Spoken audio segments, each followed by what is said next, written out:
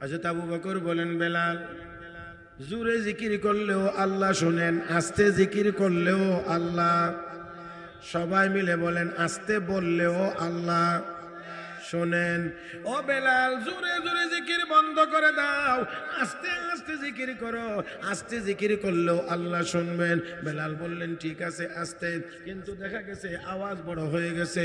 আবার আবু বকর গিয়ে বলেন, বেলাল আস্তে জিকির করো, ঠিক আছে আস্তে। এবারও আওয়াজ বড় হয়ে গেছে। হযরত বেলাল আবার গেছেন, গিয়ে বলেন, ও বেলাল। আবু বকর আবার গিয়ে বলেন, ও বেলাল আস্তে জিকির করো, ঠিক আছে আস্তে।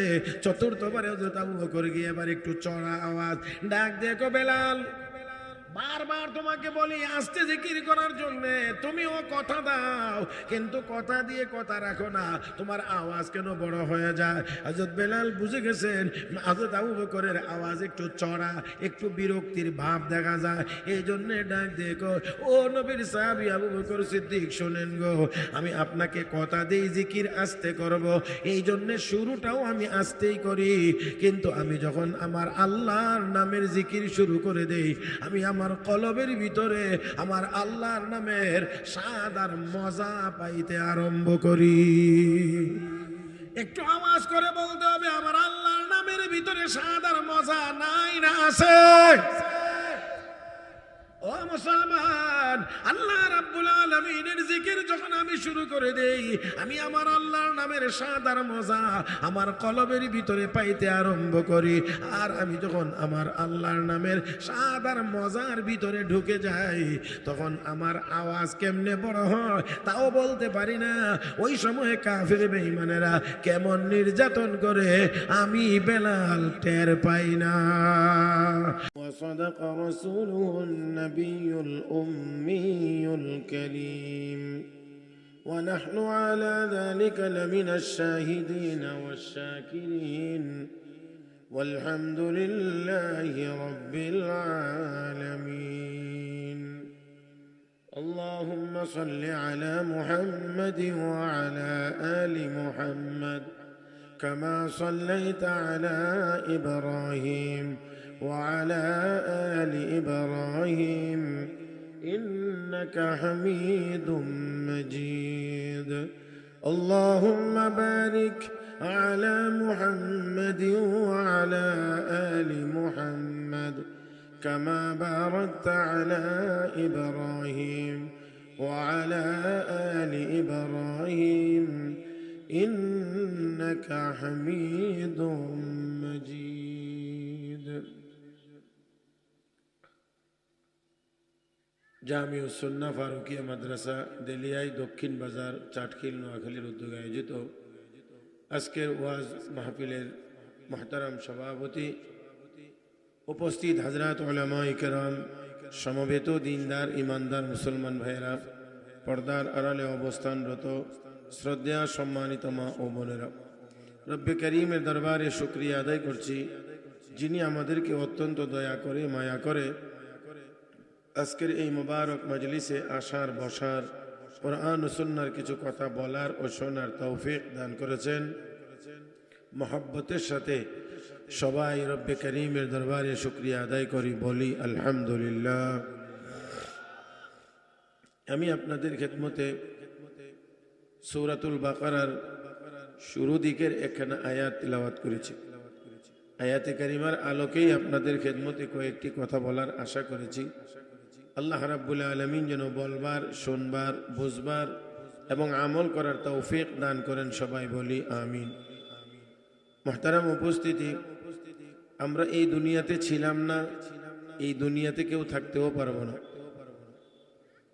দুনিয়া থাকার জায়গা না, কেউ চাইলেও দুনিয়াতে থাকার কোনো ব্যবস্থা করতে পারবে না। দুনিয়াতে আসার ক্ষেত্রে আমাদের যেমন কোনো আবেদন নিবেদন ছিল না, ঠিক তেমনিভাবে দুনিয়া থেকে না যাওয়ার ক্ষেত্রেও কোনো আবেদন নিবেদন গ্রহণযোগ্য হবে না। মোটামুটিভাবে এতটুকু কথা যদি বুঝে থাকেন তো আমাকে একটু জবাব দেবেন, দুনিয়াতে এই পৃথিবীতে যে আমরা ছিলাম না, আবার এই পৃথিবীতে থাকবো না, এই কথাটা কত ভাগ সত্য? হ্যাঁ, 100 ভাগ, 100 ভাগ সত্য। ছিলাম না, থাকবো না। এখন দুনিয়াতে আসি,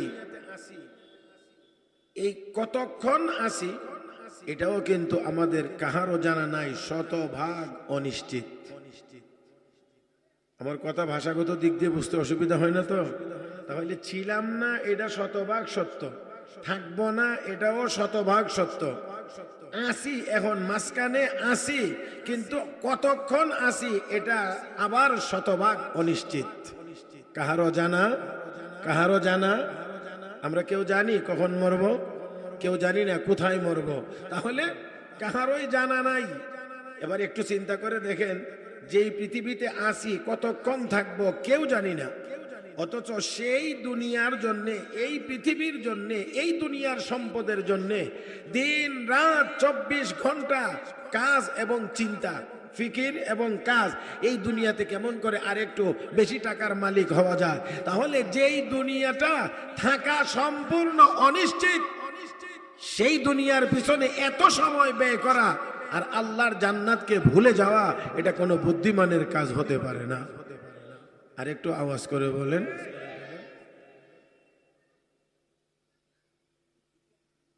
হাকিম উম্মত মুজাদ্দিদ মিল্লাত হযরত আকদাস হযরত মাওলানা আশরাফ আলী থানভী রহমতুল্লাহি আলাইহি লিখেছেন, আফগানিস্তানের এক শাসক বাদশাহ কিরমানি অত্যন্ত ধার্মিক মানুষ ছিলেন, আল্লাহওয়ালা মানুষ ছিলেন। আগের দিনে বড় বড় রাজা বাদশারাও বড় আল্লাহওয়ালা ছিলেন, আল্লাহর ওলি ছিলেন। আরে এখন তো মাশাআল্লাহ আল্লাহওয়ালা একজন জনপ্রতিনিধি পাওয়া বড় কঠিন। হ্যাঁ ঠিক না? একেবারে অনেক কঠিন এবং অনেক জটিল। আর কোনো আল্লাহওয়ালা মানুষ যদি জনপ্রতিনিধি হইতে চায়ও, জনগণ তাকে সাপোর্ট করে না। হ্যাঁ বুঝেন নাই মনে হয়, ভোট দিতে চায় না। তো যাক, আল্লাহওয়ালা বাদশাহ, ঘরে একজন মেয়ে, সেও আল্লাহওয়ালি। এই জন্য বাদশার মনে মনে চিন্তা, মেয়েটা আল্লাহওয়ালি, তাকে তো বিয়ে শাদী দিতে হলে এমন একজন আল্লাহওয়ালা ছেলের কাছেই দিতে হবে। হ্যাঁ, এখন আল্লাহওয়ালা খুঁজে না মালওয়ালা খুঁজে? হ্যাঁ, এখন ছেলে মেয়ে বিয়ে দেওয়ার জন্য আল্লাহওয়ালা ছেলে খুঁজে না মালওয়ালা খুঁজে। এবার মাল চুরি করে জমাক, ডাকাতি করে জমাক, দুর্নীতি করে জমাক, যেভাবেই জমিয়ে থাকো, মালওয়ালা হইলেই হয়।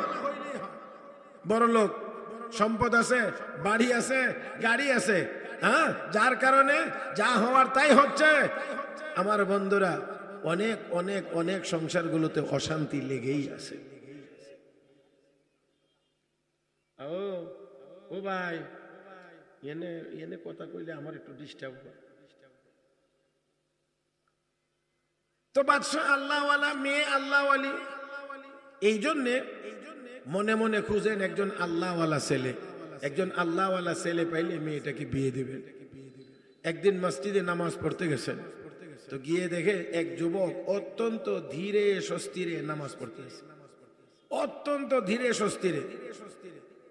জোয়ান মানুষ, যুবক মানুষ এত সুন্দর করে নামাজ পড়ে, বাদশা খুব মুগ্ধ হয়েছেন তার নামাজ দেখে। তার নামাজ দেখে মনে মনে চিন্তা করছেন, যৌবনের পাগলামি সবকিছু দমন করে এত সুন্দর করে যেই যুবক নামাজ পড়তে পারে, সেই যুবক আল্লাহওয়ালা হবে। আমরা তো নামাজ পড়তে পড়তে মুরব্বী হয়ে গেছি, কিন্তু হিসাব করলে দেখা যাবে এক ওয়াক্তের নামাজও ঠিক মতো আদায় হয়েছে না। নামাজ যেই ওয়াক্ত যখন পড়ি, তখন মনে মনে চিন্তা করি এখন একটু তাড়া আছে, একটু কাজ আছে, তাড়াতাড়ি পড়ে নেই, পরের ওয়াক্ত নামাজ একটু ভালো করে পড়বো না। এর পরের ওয়াক্তে গেলে দেখা যায় আবার একই সমস্যা। এইভাবে করে সারা জীবনেই চলে গেল, কিন্তু ভালোভাবে আর নামাজ পড়া হইল না। যুবক বড় সুন্দর করে নামাজ পড়তেছে। এই জন্যে বুজুর্গানে দিন বলেন, নফল নামাজ রাকাত বাড়ানোর চিন্তা না করে সুন্দর করে পড়ার চিন্তা করা উচিত। বুঝেন নাই? ফরজ রাকাতে তো আর কমানো যাবে না। এশার নামাজ 4 রাকাত, এখানে কি আর 2 রাকাত পড়া যাবে? হ্যাঁ, কমানো যাবে না। 3 রাকাত মাগরিব কি আর 2 রাকাত পড়া যাবে? এটা কমানো যাবে না। কিন্তু নফল নামাজ পড়ার ক্ষেত্রে শুধু রাকাতের সংখ্যার দিকে না তাকিয়ে যতটুকু পড়বে ততটুকু যেন সুন্দর করে পড়ে, সেই চেষ্টা করতে হবে। আর আল্লাহ রাব্বুল আলামিনের দরবারে সুন্দর আমলই কবুল হয়। বাদশা কিরমানি অত্যন্ত অভিভূত হলেন। নামাজ শেষ করলে যুবক এবার বাদশা কিরমানি তার সামনে গিয়ে দাঁড়িয়ে বলেন, ও যুবক, তুমি কি আমাকে চেনো? না, আমি তো আপনাকে চিনি না। আর ওই যুগে না চেনাটা কোনো দোষ ছিল না, কারণ ইলেকট্রনিক্স মিডিয়া, প্রিন্ট মিডিয়া কোনোটাই তো ওই যুগে ছিল না। দেখলে চিনবে, না দেখলে কোত্থেকে চিনবে? টেলিভিশনের পর্দায় দেখার মতো কোনো সুযোগ না, আমি আপনাকে চিনি না। আমি বাদশা কিরমানি। যখন বাদশা পরিচয় দিয়েছে তখন যুবক নিজেকে একটু গুছিয়ে নিয়েছে যে বাদশার সাথে কথা বলতে হলে তো যেন তেন ভাবে কথা বললে হবে না, কথাটা একটু গুছাইয়া বলতে হবে। বাদশা এবার বলতেছে, যুবক, আমার ঘরে একজন মেয়ে আছে, আমি আমার এই মেয়েটাকে তোমার কাছে বিয়ে দিতে চাই। যুবক ছেলেটা যেন হঠাৎ করে উপর থেকে নিচে পড়ে গেছে, অনেকটা এমন। বাদশা হয়ে বাদশার মেয়ে আমার কাছে বিয়ে দিতে চায়। যুবক কয়, বাদশা, আমি একজন সাধারণ ফ্যামিলির সন্তান, সাধারণ পরিবারের সন্তান, এত উন্নত মানের কোনো বাড়িঘর নাই, টাকা পয়সা নাই, আমার ঘরে বাদশার মেয়ে এটা মানাইবে না। একটু খেয়াল করবেন যুবক কি বলতে চাইছে। বাদশা ঠিকই বুঝে গেছে। তার মানে হলো যে আমি যদি গরিব মানুষ হয়ে থাকি, বাদশার মেয়ে যদি আমার ঘরে আসে, তাহলে আমার হালতের সাথে, আমার অবস্থার সাথে বাদশা মেয়ে নিজেকে মানায়া নিতে পারবে না। কারণ বাদশার মেয়ে বাদশাহী মেজাজ, চলাফেরা বাদশাহী স্টাইল। যেমন আমাদের দেশে যে যত বড় লোক তার ছেলে মেয়েদের চলার স্টাইল তেমন, বুঝেন নেই? চলার স্টাইল তেমন। এখন যুবক ডাক দিয়ে কয়, আমার ঘরে বাদশার মেয়ে মানাইবে না।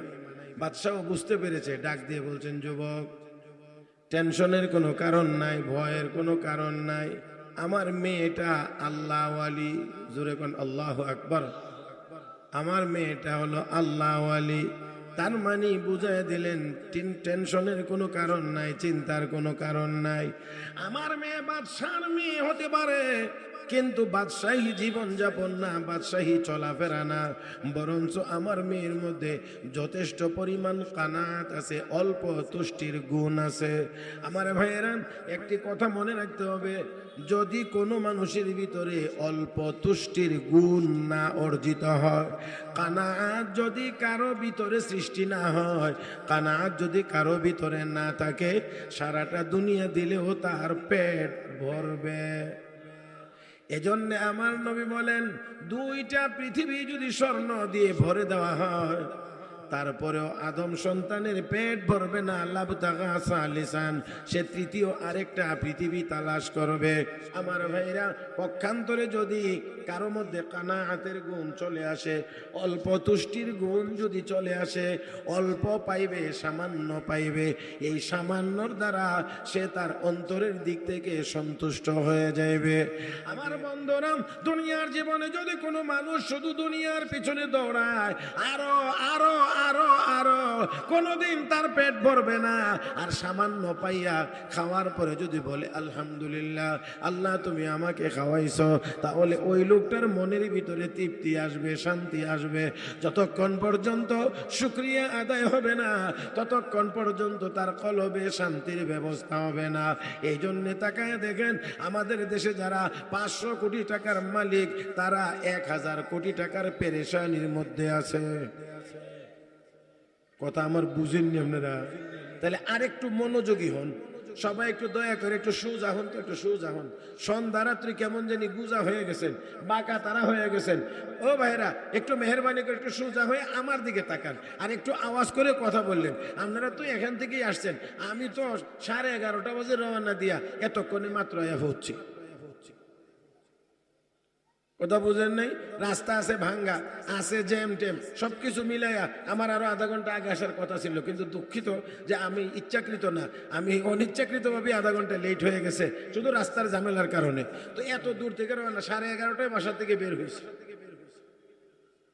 আপনারা যদি আমার সাথে একটু কথা না বলেন, তাহলে এটা ঠিক হবে মনে হয়? হ্যাঁ, বলবেন তো ইনশাআল্লাহ? একটু আওয়াজ করে, জবানটা একটু খুলে আওয়াজ করে বলেন তো সুবহানাল্লাহ, আলহামদুলিল্লাহ, লা ইলাহা ইল্লাল্লাহ, আল্লাহু আকবার। ফাঁকে দিয়ে এই কথাটা শেষ করার আগে ফাঁকে আরেকটা কথা আপনাদেরকে শোনাইতে চাই। অল্প তুষ্টি, সামান্য পাইলেই সন্তুষ্ট, এটার নাম আরবিতে বলে কানাত। এই কানাত যদি কারো ভিতরে না থাকে, সারাটা দুনিয়ার মালিক হইলেও বলবে আরেকটা দুনিয়া আমি চাই, আরেকটার মালিক হলে বলবে আরেকটা দুনিয়া চাই, জীবনেও তার চাহিদা পূরণ হবে না। সব সময় সবার চাহিদা পেটে থাকে না, কারো কারো চাহিদা চোখেও থাকে। বুঝাইতে পারছি না? ছোট সময় অসুস্থ হলে ডাক্তারের কাছে নিয়ে গেলে ডাক্তার বলতো এটা খাওয়ায়েন না, এটা খাওয়ায়েন না। যখন ছোট ছিলাম তো আব্বা ডাক্তারের কাছে নিয়ে গেছেন, তো ডাক্তার বলছে এটা খাওয়ায়েন না, এটা খাওয়ায়েন না, এটা খাওয়ায়েন না, চিংড়ি মাছ খাওয়ায়েন না।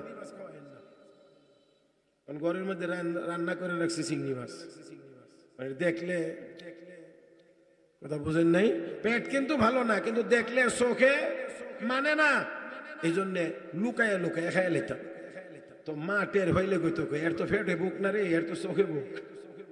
বুক বুঝেননি? বুক খিদা, ওর তো পেটে, এর তো পেটে চাহিদা না, পেটের খিদা না, এর চোখের খিদা। তো কথা বুঝেন নাই? তো মানুষ অনেকের চাহিদা পেটে না, অনেক মানুষের চাহিদা আছে চোখে, যার কারণে চোখে যা দেখে সবটাই তার লাগে।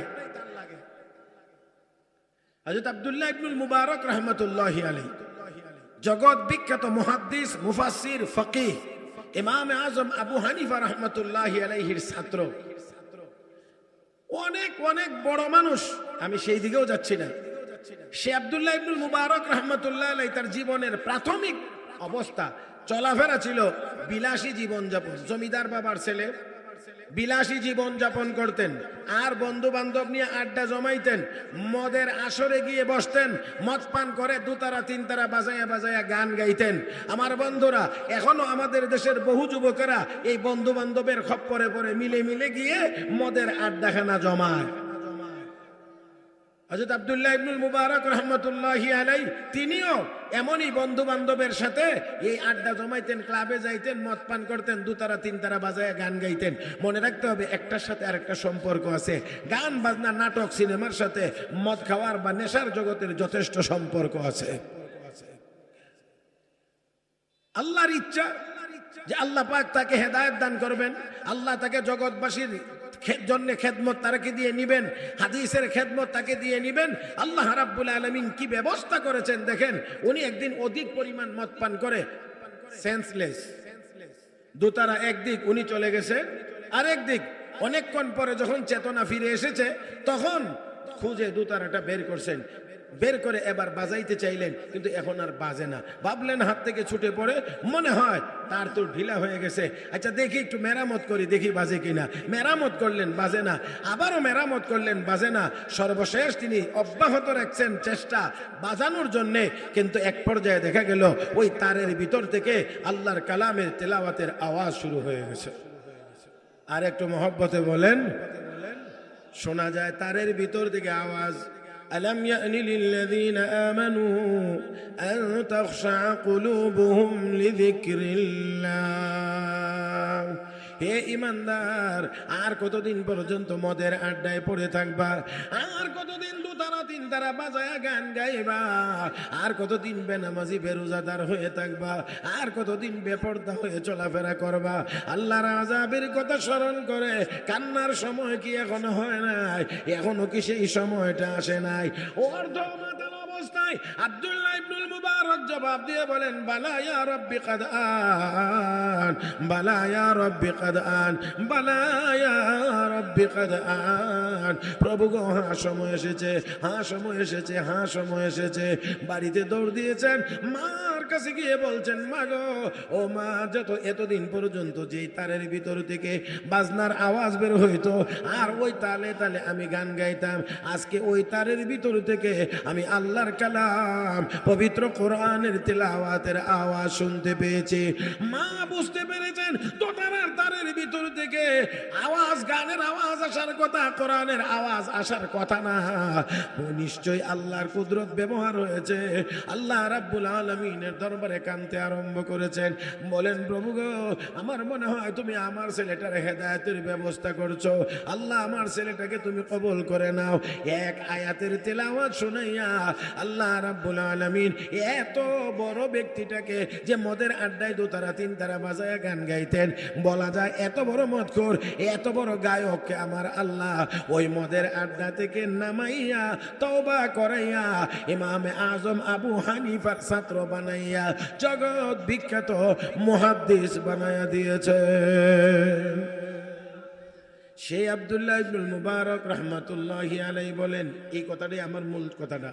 সেই আব্দুল্লাহ ইবনুল মুবারক রাহমাতুল্লাহি আলাইহি বলেন, আল্লাহ যখন আমাকে হেদায়েতের পুরাপুরি আলো দেন নাই, ততদিন পর্যন্ত আমি আমার গায়ে যে জামা কাপড় পরিধান করতাম, তাকাইতাম আমার সাথে আর কোনো মানুষের দেখা হলে তার গায়ে এই জামা আসেনি না নাই, আমার মতো কাপড়ের, এই দামি কাপড়ের জামা যদি কারো গায়ে আমি দেখতাম, তাহলে এই জামা আমি আর পরতাম না, খুলে ফেলে দিয়ে আরেকটা পরতাম। বুঝছেন নি আপনারা? একটা জামা তিনি পরছেন, যদি দেখছেন যে এই কাপড়ের জামা আরো কোনো মানুষের গায়ে, তখন আর এটা উনি ওনার গায়ে রাখেন নাই, খুলে ফেলে দিয়েছেন, আরেকটা গায়ে দিয়েছেন। আচ্ছা বলেন, এমন যদি চিন্তা হয় যে আমি যে কাপড়টা দিয়ে জামা বানাইছি এই কাপড় যেন আর কারো গায়ে না থাকে, তাহলে তো শুধু এই চেক করতে করতেই, এই দিকে তাকায় থাকতে থাকতেই তো মনের সব শান্তি দূর হইয়া আরেক মহা অশান্তির মধ্যে গিয়ে পড়ে যায়। কারণ সার্বক্ষণিক দেখতে হবে আমার মতো কাপড় নিয়ে আরো কেউ কিনে ফেলেছে, আমার মতো কাপড় নিয়ে কেউ পরিধান করে ফেলেছে, আমার মতো জামা নিয়ে কেউ গায়ে দিয়ে ফেলেছে।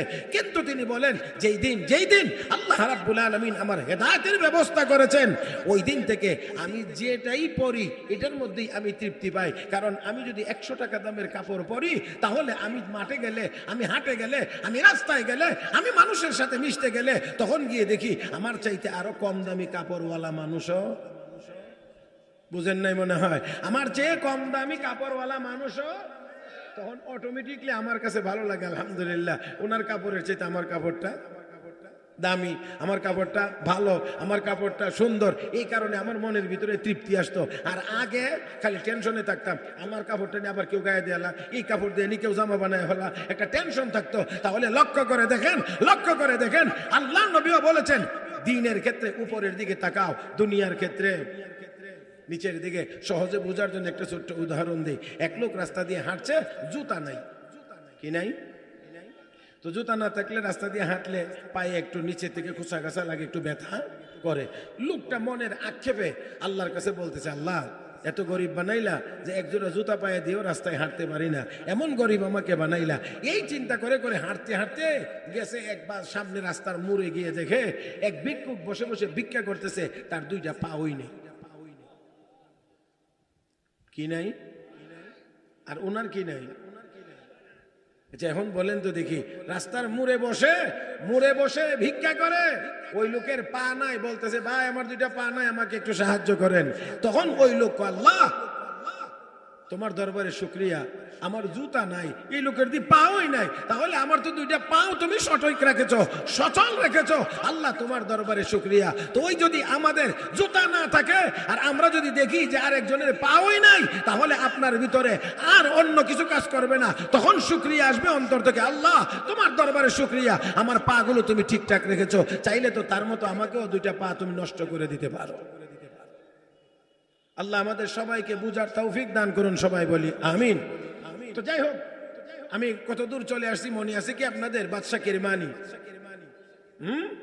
বাদশা কিরমানি বলছে, যুবক আমার মেয়ের মধ্যে কানাত আছে, অল্প তুষ্টি আছে, আমার মেয়ে আল্লাহ ওয়ালি।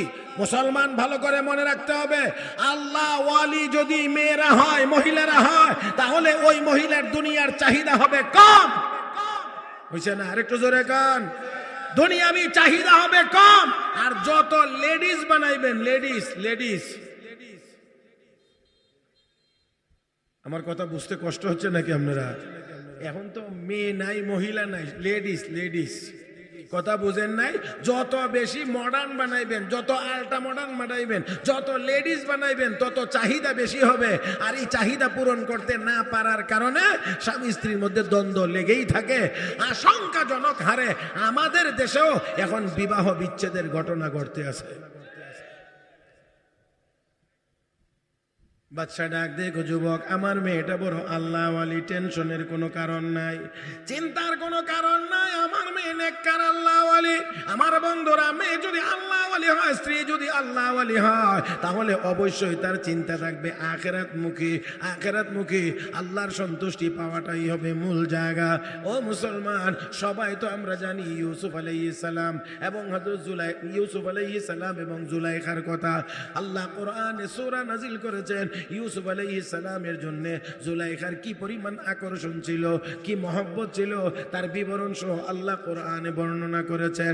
আমার বন্ধুরা, এক সময় গিয়ে ইউসুফ আলাইহিস সালামের সাথে জুলাইখার বিয়ে হয়েছিল, কিন্তু জুলাইখা তখন মাঝে মাঝে অভিনয় করতেন, অভিমান করতেন। হযরত ইউসুফ আলাইহিস সালাম মাঝে মাঝে অভিমান করে বলতেন, জুলাইখা, আমার সাথে যখন তোমার বিয়ে হয় নাই, তখন তোমার মধ্যে আমার প্রতি আকর্ষণ বেশি ছিল, অনেক বেশি আকর্ষণ ছিল, আর এখন তুমি আমার স্ত্রী হওয়ার পরে আমার প্রতি তোমার যেন আকর্ষণ কমে গিয়েছে। জুলাইখা তখন ডাক দেখো, আল্লাহর পয়গম্বর, আপনার সাথে বিয়ে হওয়ার মাধ্যমে আমি তো আমার আল্লাহর সাথে পরিচয় লাভ করেছি। আল্লাহর সাথে পরিচয়, তো আল্লাহর সাথে পরিচয় হওয়ার কারণে আমার মন মেজাজ দেমাগ এখন আল্লাহমুখী হয়ে গিয়েছে। এই জন্যে সেটা অনুভব হয়। ও মুসলমান, তাহলে একটু খেয়াল করতে হবে, যদি মানুষ আল্লাহওয়ালা হয়, যদি আল্লাহওয়ালি হয়, তাহলে তার কাছে ইবাদতের মজাই তো বেশি মজা, ইবাদতের মজাই তো বড় মজা, আল্লাহর জিকিরের মজা বড় মজা, অন্য মজা তার কাছে বেশি মজা লাগবে না। আল্লাহর বান্দা বান্দি যখন ইবাদতের স্বাদ আর মজা পেয়ে যায়, তখন তার কাছে দুনিয়ার অন্য কোনো মজা আর মজা লাগে না। ছোট্ট একটা কথাই শুধুমাত্র স্মরণ করায়া দেই, হযরত বেলালের উপরে নির্যাতন, হযরত বেলালের উপরে নির্যাতন। হযরত আবু বকর সিদ্দিক গিয়ে পাশে দাঁড়াইলেন, বেলাল রে, তুই জোরে জোরে লা ইলাহা ইল্লাল্লাহ বলার কারণে তোর উপরে নির্যাতন হয়। ও বেলাল, তোর মালিক বড় খারাপ, তোর মালিকের সাথে কোনো বিষয় নিয়ে কোনো কথা বলা যায় না। তবে রে বেলাল, একটি অনুরোধ নিয়ে তোর কাছে এসেছি। বলি, কি অনুরোধ? জিকির আস্তে করলেও আল্লাহ শোনেন, জোরে করলেও আল্লাহ শোনেন। সবাই মিলে বলেন, আস্তে জিকির করলেও আল্লাহ শোনেননি না শোনেন না? এইদিকে যারা আছেন, এই কোনাতে যারা আছেন, আল্লাহর হস্তে 10 থেকে 15 সেকেন্ডের মধ্যে একটু আগায় আসেন। এই ছাত্ররা সহ দুষ্টামি যেন না হয়, একেবারে সোজা, একটু মেহেরবানি করেন। মাশাআল্লাহ, মাশাআল্লাহ, মাশাআল্লাহ, এই তো সুন্দর হয়েছে। এইদিকে যারা আছেন তারাও যদি আর এই 2-4 হাত 2-4 ফুট জায়গা সামনে আগায় আসেন, তাহলে আমার মনে হয় এদিক দিয়েও মজলিস সুন্দর হয়ে যাবে। এই যে তালবা, মাশাআল্লাহ, মাশাআল্লাহ, জি জি জি, আমার দিক, আমার দিক, সবাই মিলে একবার আমার দিকে তাকান। হযরত আবু বকর বলেন, বেলাল, জোরে জিকির করলেও আল্লাহ শুনেন, আস্তে জিকির করলেও আল্লাহ। সবাই মিলে বলেন, আস্তে বললেও আল্লাহ শোনেন। ও বেলাল, জোরে জোরে জিকির বন্ধ করে দাও, আস্তে আস্তে জিকির করো, আস্তে জিকির করলেও আল্লাহ শুনবেন। বেলাল বললেন, ঠিক আছে আস্তে, কিন্তু দেখা গেছে আওয়াজ বড় হয়ে গেছে। আবার আবু বকর গিয়ে বলেন, বেলাল, আস্তে জিকির করো, ঠিক আছে আস্তে, এবারও আওয়াজ বড় হয়ে গেছে। হযরত বেলাল আবার গেছেন, গিয়ে বলেন, ও বেলাল, আবু বকর আবার গিয়ে বলেন, ও বেলাল, আস্তে জিকির করো, ঠিক আছে আস্তে। চতুর্থবারে হযরত আবু বকর গিয়ে এবার একটু আওয়াজ ডাক দেখো, বেলাল, বারবার তোমাকে বলি আস্তে জিকির করার জন্য, তুমিও কথা দাও, কিন্তু কথা দিয়ে কথা রাখো না, তোমার আওয়াজ কেন বড় হয়ে যায়? হযরত বেলাল বুঝে গেছেন হযরত আবু বকরের আওয়াজ একটু চড়া, একটু বিরক্তির ভাব দেখা যায়, এই জন্য ডাক দেখো, ও নবীর সাহাবী আবু বকর সিদ্দিক, শোনেন গো, আমি আপনাকে কথা দেই জিকির আস্তে করব, এই জন্য শুরুটাও আমি আস্তেই করি, কিন্তু আমি যখন আমার আল্লাহর নামের জিকির শুরু করে দেই, আমি আমার কলব কলবের ভিতরে আমার আল্লাহর নামের স্বাদ আর মজা পাইতে আরম্ভ করি। একটু আওয়াজ করে বলতে হবে, আমার আল্লাহর নামের ভিতরে স্বাদ আর মজা নাই না আছে? ও মুসলমান, আল্লাহ রাব্বুল আলামিনের জিকির যখন আমি শুরু করে দেই, আমি আমার আল্লাহর নামের স্বাদ আর মজা আমার কলবের ভিতরে পাইতে আরম্ভ করি। আর আমি যখন আমার আল্লাহর নামের স্বাদ আর মজার ভিতরে ঢুকে যাই, তখন আমার আওয়াজ কেমনে বড় হয় তাও বলতে পারি না। ওই সময় কাফের বেঈমানেরা কেমন নির্যাতন করে আমি বেলাল টের পাই না। জোরে কোন আল্লাহু আকবার। একটু মহব্বতের আওয়াজে পড়ি, লা ইলাহা ইল্লাল্লাহ। জবান খুলে আওয়াজ করে বলেন, লা ইলাহা ইল্লাল্লাহ, লা ইলাহা ইল্লাল্লাহ, লা ইলাহা ইল্লাল্লাহ, লা ইলাহা ইল্লাল্লাহ, লা ইলাহা ইল্লাল্লাহ, মুহাম্মাদুর রাসূলুল্লাহ। মাশাআল্লাহ। ভাই ক্যামেরার দিকে না, ক্যামেরাওয়ালারা ক্যামেরার কাজ করুক, আমরা আমাদের কাজ করি না। ঠিক কইছেন না? ক্যামেরাওয়ালারা ক্যামেরাওয়ালাদের কাজ করুক, আমরা আমাদের কাজ করি। তাহলে আল্লাহর ইবাদতের মজা যখন ভিতরে চলে আসে, দুনিয়ার আর কোনো মজা তার কাছে মজা লাগে? জোরে কোন মজা লাগে? আমি এই জন্য মাঝে মাঝে বলি, মিষ্টি আছে না আপনাদের দিকে, রসগোল্লা যেটা রেখো, ওই বুজুর্গ এই কাপটা আমার দেখায় না। এমনি সময় কম, আর চা খাই আর সময় নষ্ট করার দরকার নাই। আর আমি বয়ানের ভিতরে চা খাই না। মুহতারাম হাজিরিন, রসগোল্লা আছে না, এটা কিরকম লাগে? টক লাগে, মিষ্টি। এমন মিষ্টি 2-4টা খাওয়ার পরে যদি এবার গিয়া চা খাইতে বসে, কিরকম লাগে? হ্যাঁ, ওই আর একটু চিনি বাড়াইয়া দাও, আর একটু বাড়াইয়া দাও। এই বেচারা 3 কাপ সার চিনি দিয়া না, কিন্তু তারপরেও এই লোকের মুখে আর মিষ্টি লাগে না। কেন লাগে না? তার চেয়ে আরো অনেক গুণ কড়া মিষ্টি সে খেয়ে এসেছে। এই জন্যে আল্লাহর ইবাদতের মজা যদি কোনো মানুষ পায়, তখন তার কাছে দুনিয়ার আর কোনো কিছু মজা লাগে না, শুধু ইবাদতেই মজা লাগে। আধ্যাত্মিক জগতের সম্রাট হযরত আকতার হযরত মাওলানা হাকিম আখতার সাহেব রহমতুল্লাহি আলাইহি তার কিতাবের মধ্যে লিখেছেন, এক মালিক গাড়িতে করে চলছেন, ড্রাইভার গাড়ি চালাইতেছে। চলার পথে আজান শুরু হয়েছে। তো ড্রাইভার বলছেন, স্যার আজান হয়ে গেছে, আমি একটু নামাজ পড়ে আসি। আচ্ছা ঠিক আছে, গাড়ি পার্কিং করো, করে নামাজ পড়ে আসো। স্যার গাড়িতেই বসা। এমন বহু স্যার আছে আমাদের দেশে, উনি নিজে নামাজ পড়ে না, কিন্তু ড্রাইভারে নামাজ পড়ে। মালিক নামাজ পড়ে না, কর্মচারী নামাজ পড়ে। আছে না এমন? তো স্যার গাড়িতে বসা। এখন এই যুবক ড্রাইভার তো মসজিদে গেছে, নামাজ পড়ে, অন্যান্য মুসল্লিরাও গেছে, সবাই নামাজ পড়ে চলে এসেছে, কিন্তু সে তো এখনো বের হয়ে আসে না। শুধু নামাজই পড়ে, নামাজই পড়ে, নামাজই পড়ে। এক পর্যায়ে মালিক বিরক্ত হইয়া মসজিদের দরজায় গিয়ে হাজির, গেইটে গিয়ে হাজির। ডাক দেয়, কই আব্দুর রহমান, শুধু বোঝানোর জন্য বলছি, নাম যেটাই হোক, হে আব্দুর রহমান, এখনো মসজিদ থেকে বের হস না কেন? খেয়াল করে আমার দিকে তাকিয়ে শুনেন, জবাব কি দেয়, স্যার আমাকে মসজিদ থেকে বের হইতে দেওয়া হচ্ছে না, আমাকে মসজিদ থেকে বের হইতে দেওয়া হচ্ছে না। কে তোকে মসজিদ থেকে বের হইতে দেয় না? একজন মানুষও তো মসজিদের ভিতরে দেখা যায় না। তোরে কে বাধা দিল? কে তোকে বাধা দেয়? আসতে দেয় না, বের হইতে দেয় না। এবার ওই ড্রাইভার ডাক দিয়ে কো, স্যার যে আল্লাহ আপনাকে মসজিদে ঢুকতে দেন না, সেই আল্লাহ আমাকে মসজিদ থেকে বাহির হইতে দেন না।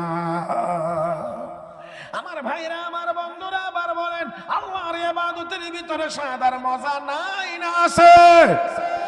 আমার বন্ধুরা, বাদশা কিরমানি ডাক দিয়ে যুবক, টেনশনের কোনো কারণ নাই। আমার মেয়ের ক্রিম, পাউডার, স্নো, এই জাতীয় তেল, সাবান, কাপড় চোপড় ইত্যাদির লম্বা বড় চাহিদা হবে না।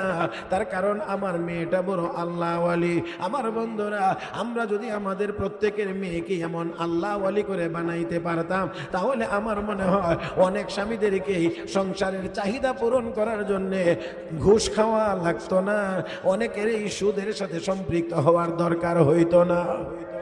ও মুসলমান, বাদশা কিরমানি ডাক দেখো, যাও বাড়িতে যাও, তোমার আত্মীয় স্বজনকে গিয়ে সুন্দর করে বলে বুঝাইয়া মসজিদে নিয়ে আসো, আর আমি আমার মেয়ের ইজিন নিয়ে অনুমতি বাড়ি থেকে নিয়ে আসতেছি।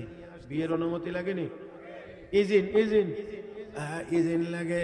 আমার ভাইরা, এবার বাদশাহ তার বাড়িতে গিয়ে মেয়ের সামনে গিয়ে হাজির, মাগো, ও মা, তোর স্বামী হিসেবে আমি একজন ছেলেকে পছন্দ করেছি, ছেলেটা বড় আল্লাহওয়ালা, তোর কি মত বল। কি বলছেন? মা, তোর স্বামী হিসাবে একজন ছেলেকে আমি পছন্দ করেছি, ছেলেটা বড় আল্লাহওয়ালা, কি বল, তোর মত কি? মেয়ে ডাক দেখো, আব্বা, যদি আল্লাহওয়ালা হয়, যদি আল্লাহওয়ালা হয়, আমার কোনো আপত্তি নাই, আমি রাজি আছি। এই আস্তে কইন, আস্তে কইন, আস্তে কইন। কি ওয়ালা হইলে? কি ওয়ালা হইলে? আল্লাহওয়ালা হইলে। আব্বা, যদি আল্লাহওয়ালা হয়ে থাকে আমার আর কোনো আপত্তি নাই। ও মুসলমান, এবার তিনি অনুমতি নিয়ে ইজিন নিয়ে চলে আসলেন। যুবক তার বাড়ি ঘরের মানুষ নিয়ে মসজিদে হাজির হয়ে গিয়েছে। আমার বন্ধুরা, মসজিদের ভিতরে বিয়ে হয়েছে, বিয়ে যখন শেষ, এবার বাকি কাজ কামগুলো, অন্যান্য আনুষঙ্গিক কাজ কাম সব শেষ হয়ে গিয়েছে। এবার শ্বশুর মিয়া ডাক দিয়ে জামাই রে কয়, ও জামাই, যাও যাও, তুমি গিয়ে তোমার ঘরটা, তোমার রুমটা, যে রুমে তুমি থাকবা, এই রুমটা একটু গুছিয়ে গেছে ঠিকঠাক করো, আর আমি আমার মেয়েটাকে সুন্দর করে সাজিয়ে তোমার বাড়িতে, তোমার রুমে আমি পৌঁছিয়ে দেব। এবার সুন্দর করে সাজিয়ে গুছিয়ে বাদশা কিরমানি তার মেয়েকে পৌঁছায় দিয়েছেন। বাদশার মেয়ে এবার ওই ঘরে গিয়ে প্রবেশ করেছে, ওই হুজরাতে গেছেন, ডাইন বাম তাকাইলেন, চোখ ঘুরাইলেন, কি দেখলেন কি না, এবার চোখের পানি ছেড়ে কান্না শুরু করে দিলেন, কানতে আছেন, কান্না শুরু করে দিলেন। স্বামী মনে মনে ভাবছে, আমি আমার মতো একজন সাধারণ পরিবারের মানুষ, আমি এই বাড়িতে এসে আমার বাড়ি ঘর হয়তো পছন্দ হয় না, আমার বাড়িঘর উন্নত না, এই কারণে মনে হয় এখন কান্না শুরু করে দিয়েছে। ডাক দিয়ে কবিবি, আমি তো বিয়ে করতেছিলাম না, আমার শ্বশুর আব্বাই তো আমাকে রাজি করাইলেন আমার সাথে তোমাকে বিয়ে দেবে, এখন আমার এই দারিদ্রতা দেখে তুমি কেন কান্নাকাটি করতে আসো? আমি তো আগেই বলেছিলাম বাদশার মেয়ে আমার ঘরে মানাইবে না। ও মুসলমান, ভালো করে খেয়াল করে শোনেন, আল্লাহর বান্দি বাদশার মেয়ে নববধূ ডাক দেখো, স্বামী, আমার কান্নার কারণ এটা না যে আপনি দরিদ্র, এই কারণে আমি কাঁদি না। তাহলে কেন তুমি কাঁদতে আসো? আমি কাঁদতে আসি কেন? তাহলে একটু দেখেন, এই বলে একটু বালিশটা একটু ধাক্কা দিলেন, একটা রুটি বেরিয়ে এসেছে। জিজ্ঞেস করলেন, এই রুটিটার কি হাল হাকিকত একটু বলেন তো। বিবিগণ, ও বিবি শোনো, আমি আজকের দিনে 2টা রুটির এই মালিক ছিলাম। একটা রুটি আমি সেহরি খেয়ে রোজা রেখেছি, আর একটা রুটি ইফতারের জন্য রেখে দিয়েছি। ও মুসলমান, এই জায়গাটাই আমার অনেকক্ষণের বয়ানের মূল জায়গাটাই হলো এটা, যেটা দিয়ে কথা শুরু করেছিলাম। আমার বন্ধুরা, মেয়ের নববধূ ডাক দিয়ে স্বামী, এই জন্যেই তো আমার কান্না, এই জন্যেই তো আমি কাঁদতে আছি। বলে কেন? আপনি তো একজন দুনিয়াদার ছাড়া আর কিছুই না।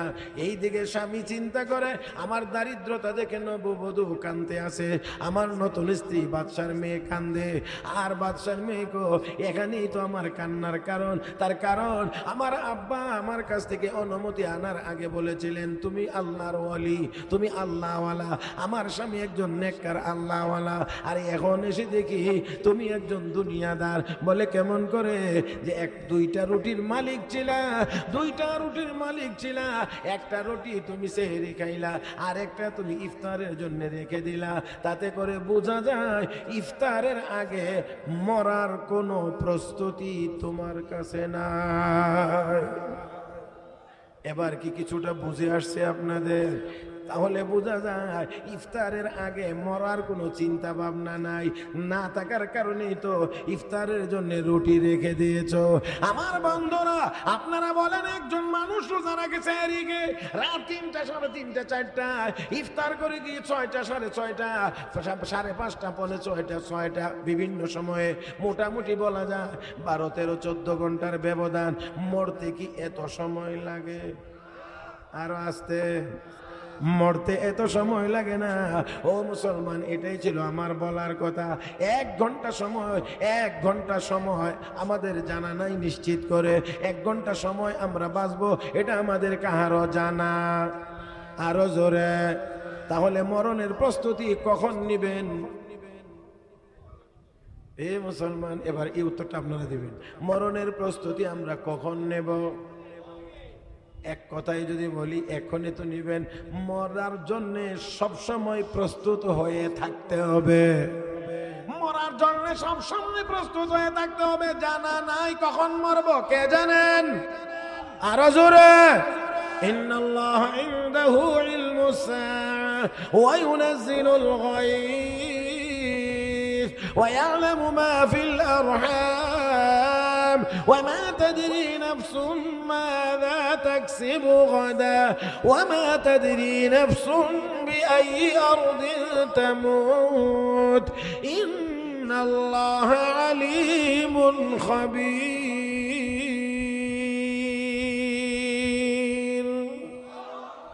মরবে কখন, কিয়ামত হবে কখন, একমাত্র কে জানেন? বৃষ্টি কখন হবেন, একমাত্র কে জানেন? মায়ের গর্ভের সন্তান ছেলে হবে না মেয়ে হবে, কে জানেন? আগামীকাল কি কামাই রোজগার করবেন, কি খাবেন, এটা একমাত্র কে জানেন? ও মানুষ, কোথায় মারা যাবে এটাও দুনিয়ার কেউ জানেন না, একমাত্র আল্লাহ জানেন। তাহলে আমি বলছি, 1 ঘন্টা দুনিয়াতে বাঁচবো এমন নিশ্চয়তা, এমন গ্যারান্টি আমাদের কারো কাছে নাই। যেই দুনিয়াতে 1 ঘন্টা বাঁচার গ্যারান্টি নাই, এমন দুনিয়ার পিছনে পড়ে আল্লাহর নাজ নিয়ামত পূর্ণ জান্নাত ভুলে যাওয়া, এটা কোনো বুদ্ধিমান মানুষের কাজ হতে পারে না। এটা বুদ্ধিমান মানুষের কাজ না, এটা বোকা মানুষের কাজ। সেই জন্য আসেন আমি যেখান থেকে শুরু আবার এখানে আসতে চাই। তা হলো এই, আমরা দুনিয়াতে ছিলাম না শতভাগ সত্য, থাকবো না শতভাগ সত্য, দুনিয়াতে আসি কতক্ষণ এটা আবার শতভাগ অনিশ্চিত। তাহলে 2 শতভাগ সত্যের মাঝখানে এখন আমরা কিছুক্ষণ আসি, এটা হলো আমাদের এই ইহকালীন জিন্দেগি। কতক্ষণ আসি জানা নাই। তাহলে দুনিয়া সাথে করে নিয়ে যাওয়া যাবে? দুনিয়া সাথে করে নিয়ে যাওয়া যাবে? রেখেই যাইতে হবে। দুনিয়ার সাথে নিয়ে যাওয়া যায় না, নিয়ে যাওয়া যাবেও না। ও বন্ধুরা, তাহলে নিয়ে যাওয়া যাবে যেই জিনিস, তার নাম হলো ঈমান আর নেক আমল। ঈমান আর নেক আমল। জোরে জোরে জোরে জোরে। নিয়ে যাওয়া যাবে ঈমান আর নেক আমল, নেওয়া যাবে, এছাড়া আর নেওয়া যাবে না। হ্যাঁ, সম্পদ ততটুকু নেওয়া যাবে যতটুকু আপনি দান করে দুনিয়া থেকে করে যাবেন, সেটা আপনার কবরে জমা থাকবে। আপনি যদি সদকায়ে জারিয়া রেখে যান, তাহলে সেটা আপনার মরণের পড়ার পরেও আপনার কবরে জমা হবে। আর না হয় যা যা আছে সব আপনি মরার সাথে সাথে অন্যদের মধ্যে বন্টন হয়ে যাবে। কয়টা বাজে? আর 10 মিনিট আছে। আলহামদুলিল্লাহ, 10 মিনিটে আমি মোটামুটি কথা গুছায় নেওয়ার চেষ্টা করবো ইনশাআল্লাহ। মুহতারাম উপস্থিতি, তাহলে আসেন, আমরা দুনিয়াতে আসি সামান্য সময়ের জন্য আসি, জানা নাই কতক্ষণের জন্য আসি। এই জন্য রব্বে করিম কোরআনের বিভিন্ন আয়াতে আমাদেরকে স্মরণ করিয়ে দিয়েছেন। যেমন এক আয়াতে আল্লাহ বলেন, ইয়া আইয়ুহাল্লাযীনা আমানু লা তুলহিকুম আমওয়ালুকুম ওয়ালা আওলাদুকুম আন যিকরিল্লাহ ওয়া মান ইয়াফআল যালিক فأولئك هم الخاسرون وأنفقوا مما رزقناكم من قبل أن يأتي أحدكم الموت فيقول رب لولا أخرتني إلى أجل قريب فأصدق وأكن من الصالحين ولن يؤخر الله نفسا إذا جاء أجلها والله خبير بما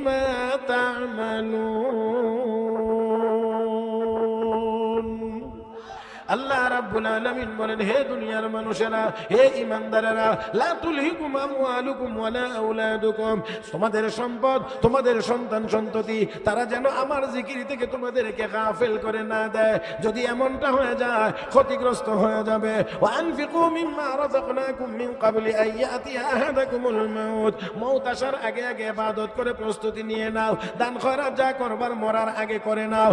ও মুসলমান, এমন যেন না হয় রব্বে কারীম বলেন আজরাইল চলে আসবে, আর তখন কেউ কেউ বলবে লাউলা আখারতানি ইলা আজালিন করিম, আমাকে একটু সময় যদি দেওয়া হয় তাহলে আমি অবশ্যই নেককার হয়ে যাব। ফাসাদদাকা ওয়া আকুম মিনাস সালিহিন, আমি আল্লাহর রাস্তায় দান খয়রাত করব, আমি নেক আমল করার মাধ্যমে নেককার হয়ে যাব। রব্বে কারীম বলেন না না, লা ইউআখিরুল্লাহু নাফসান ইযা জাআ আজালুহা, নির্দিষ্ট সময় যখন চলে আসবে একটুও বাড়ানো হবে না, একটুও বাড়ানো হবে না। ও ভাইয়েরা, হায়াতের কাঁটা একেবারেই সুনির্দিষ্ট, এটা আর এক্সটেনশন হবে। বলেন না হবে না? না, তাহলে জানা নাই কতক্ষণ আসি। আজরাইল চলে আসলে ফিরানোরও কোনো ব্যবস্থা নাই। তাহলে ইবাদত বন্দেগী চিন্তা ভাবনা করে, বুদ্ধি করে, পরামর্শ করে, প্ল্যান করে আগামী 2 বছর 3 বছর 5 বছর পরে করব, এমন চিন্তা না করে সব সময় আল্লাহর ইবাদতের ভিতরে থাকা। যখনই মউত আসে আমার মউতটা যেন ইবাদতের হালতে হয়। কথা কোন ঠিক কিনা? এমন একটি অবস্থায় থাকা। বলে তাহলে কি সাংসারিক কাজকর্ম করতে পারবো না? তাহলে কি ঘুমাইতে পারবো না? তাহলে কি ক্ষেত খামারে কাজ করতে পারবো না? ব্যবসা বাণিজ্য করতে পারবো না? চাকরি করতে পারবো না? সব পারা যাবে, কোনোটাতে বাধা নাই, কোনোটাই বাধা নাই। রাসূল হাদিস শরীফে ঘোষণা করেছেন, ক্বালা রাসূলুল্লাহ সাল্লাল্লাহু আলাইহি ওয়াসাল্লাম, মান সাল্লাল ইশা বিজামাআতিন ফাকান্নামা সাল্লা নিসফাল লাইল ওয়া মান সাল্লা সুবহা বিজামাআতিন ফাকান্নামা সাল্লাল লাইলা কুল্লাহু আও কামা ক্বালা আলাইহিস সালাতু ওয়াস সালাম। রহমতের নবী বলেন, উম্মত, কোন মানুষ যদি এশার নামাজ জামাতে আদায় করে ঘুমিয়ে যায়, কোন নামাজ কিভাবে? ওই ভাই সবাই বলেন কোন নামাজ কিভাবে? এশার নামাজ জামাতে আদায় করে যদি ঘুমায়, আল্লাহর নবী বলেন আবার ঘুম থেকে জাগ্রত হয়ে যদি এশার ফজরের নামাজ জামাতে পড়ে, নবী বলেন এশার নামাজ যেই লোক জামাতে আদায় করে ঘুমাইলো সে যেন অর্ধেক রাত নামাজ আদায় করলো। আবার যে ফজরের নামাজ জামাতে আদায় করবে, আমার নবী বলেন সে যেন সারা রাত নামাজ আদায় করলো। তাহলে আপনি সারা রাত ঘুমান, নবী কয় আপনি নামাজ পড়েন। আমি আপনি ঘুমাই, নবী কয় উম্মতিরা নামাজ পড়ে। শুধু কি করতে হবে? এশার নামাজটাও জামাতে হওয়া চাই, ফজরের নামাজটাও জামাতে হওয়া চাই। তাহলে মাঝখানের ঘুমটাও ইবাদত। এখন কেউ যদি এশার নামাজ জামাতে আদায় করে, কোনো গুনার কাজ না করে ঘুমিয়ে যায়, আর ঘুমের ঘরেই যদি মারা যায়, তাহলে নেক আমলের হালতেই তার মৃত্যু হয়ে গেল। কথা বুঝাইতে পারছি না মনে হয়? এশার নামাজ পড়ে, জামাতে পড়ে, অন্য কোন গুনার কাজ না করে, আল্লাহুম্মা বিসমিকা আমুতু আহইয়া বলে ডান কাত হয়ে ঘুমিয়ে পড়লো। এই ঘুমের ভিতর থেকেই যদি মওত হয়ে যায়, আর যদি জাগতে না পারে, তাহলে অবশ্যই ইবাদতের হালতে তার মওত। কিন্তু দুর্ভাগ্য আমাদের আমরা মোবাইল শরীফ এখন একেবারে শেষ মুহূর্ত পর্যন্ত রাগ করছেন মনে হইতেছে। হ্যাঁ, সারা জীবনেও এতটুকু সময় কোরআন খুলে তাকায় নাই। আল্লাহর বান্দা যুবকেরা যতক্ষণ এক রাত্রিতে, একদিনে, এক টানা যতক্ষণ মোবাইলের দিকে তাকায়া থাকে। এমনও মুসলমান আছে সারা জীবনেও হয়তো কোরআন শরীফ খুলে 10 মিনিট তাকায়া থাকে নাই, তেলাওয়াত করে নাই, কিন্তু প্রতিদিন ঘন্টার ঘন্টা মোবাইলের পিছনে সময় যাইতে আছে। আমার ভাইয়েরা, তাহলে আসেন আমার এতক্ষণের আলোচনার একেবারে শেষ ফিনিশিংটা আয়াত তেলাওয়াত করেছিলাম, তেলাওয়াতকৃত আয়াতের প্রথম অংশের মাধ্যমে আপনাদের সাথে আলোচনাটাকে একটু মিলাইয়া দিতে চাই। মূল কথা হচ্ছিল আমার, তাহলে দুনিয়াতে আমরা ছিলাম না, আমাকে আপনাকে পাঠানো হয়েছে, দুনিয়ায় আবার থাকবো না, আমরা দুনিয়া ছেড়ে চলে যাইতে হবে। তো চলে যাব, এই যাওয়ার জায়গাটা লাইনটা দুইটা লাইন, একটা বামে একটা ডাইনে। বামেরটা হলো জাহান্নামের রাস্তা, ডাইনেরটা হলো জান্নাতের রাস্তা। এখন আপনাদের কাছে জানতে চাই, আমরা জাহান্নামে যাব না জান্নাতে যাব? জোরে বলেন জাহান্নামে না জান্নাতে? সবাই জান্নাতে যাইতে চাই, তাই না? তাহলে দুনিয়াতে যে কতক্ষণ আসি মাঝখানে নাই শতভাগ সত্য, থাকবো না? শতভাগ সত্য, মাঝখানে কিছুক্ষণ আসি শতভাগ অনিশ্চিত, শতভাগ অনিশ্চিত। এই সময়টাকে ব্যবহার করতে হবে, খরচ করতে হবে ঈমান আর নেক আমলের পথে। যদি ঈমান আর নেক আমলের পথে আমরা চলতে পারি তো আল্লাহর নবীকে আল্লাহ বলেন, হাবিব যারা ঈমান আর নেক আমলের পথে চলবে আপনি তাদের ব্যাপারে ঘোষণা দেন, ওয়াবাশশিরিল্লাযীনা আমানু ওয়া আমিলুস সালিহাত।